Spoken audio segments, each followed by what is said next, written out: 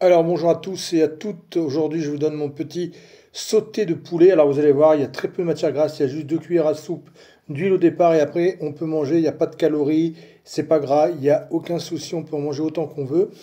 Et du coup, on s'est régalé hier. Alors super simple. On prend de la dinde qu'on fait couper en petits morceaux, hein. Vous prenez une grosse cuisse de dinde si vous voulez, vous la coupez en petits morceaux. Enfin, vous demandez à votre boucher, hein, pour faire un sauté de dinde, des morceaux de dinde. Et on va bien les faire revenir. Vous voyez que c'est hyper chaud. Je ne touche pas ma viande. Je laisse saisir. Je remuerai après. Et pendant 2 minutes, je laisse saisir la viande, hein, sinon, ça va sortir l'humidité du produit de la dinde. Et du coup, ça va faire bouillon plutôt qu'être bien saisi. Vous voyez, donc vous laissez bien marquer la viande au départ. Sel, poivre. Donc là, j'ai à peu près 600 grammes de viande, hein, de sauté. Et on va dire pour deux, on s'est mangé les deux, hein, c'est tellement léger.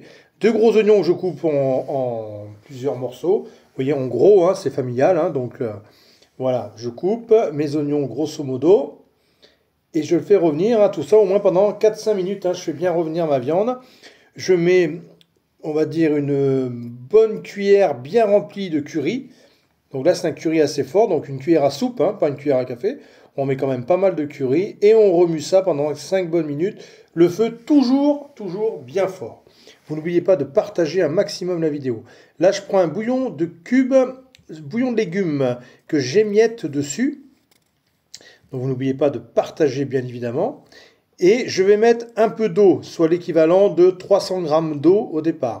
Je mets des échalotes entières, voilà, je mets 5-6 échalotes entières.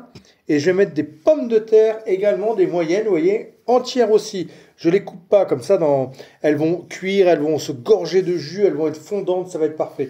Et là, je mets 600 grammes de tomates. Alors pendant l'été, moi, je fais des tomates au congélateur. C'est-à-dire qu'elles ont bien le goût, qu'elles sont en pleine saison, je les prends, j'enlève les pépins, je les coupe en quatre, j'enlève les pépins, tout ça, je les mets dans des sacs de congélation et je les mets au congèle. Et quand j'en ai besoin, je les sors comme là. Je vais mettre pareil pour l'ail. Des fois, je m'embête pas, j'ai pas le temps de faire l'ail. J'en fais de l'ail émietté, hein, haché, que je mets au congèle également. Et là, je vais mettre 2 cuillères à soupe d'ail. Je couvre et je laisse cuire pendant 50 minutes à feu assez fort. Vous voyez, ça bout quand même. Si vous voyez qu'il manque un peu d'eau, vous rajoutez un petit peu d'eau, mais en général, c'est parfait.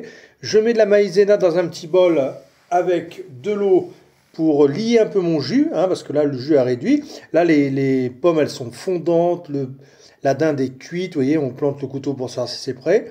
Et je vais lier juste un peu avec, j'ai mis 2 cuillères, hein, une cuillère à soupe, pardon, de maïzena, un peu d'eau, et je remue tout ça, et comme ça va lier le tout. Et là, c'est divin, je vous garantis. N'oubliez pas de partager, de commenter un maximum la vidéo. Si vous cherchez un chef à domicile sur le Vaucluse, Bouches-du-Rhône pour des cours de cuisine ou pâtisserie ou un repas complet, contactez-moi, n'hésitez pas. Regardez comme c'est beau, ces couleurs. Rien, pas de matière grasse, rien que des légumes, de la tomate. Et on n'a plus qu'à se régaler sans culpabiliser. Voilà. Bon, puis alors l'odeur et le goût, je ne vous explique pas. On en a repris 2 fois. Merci à vous.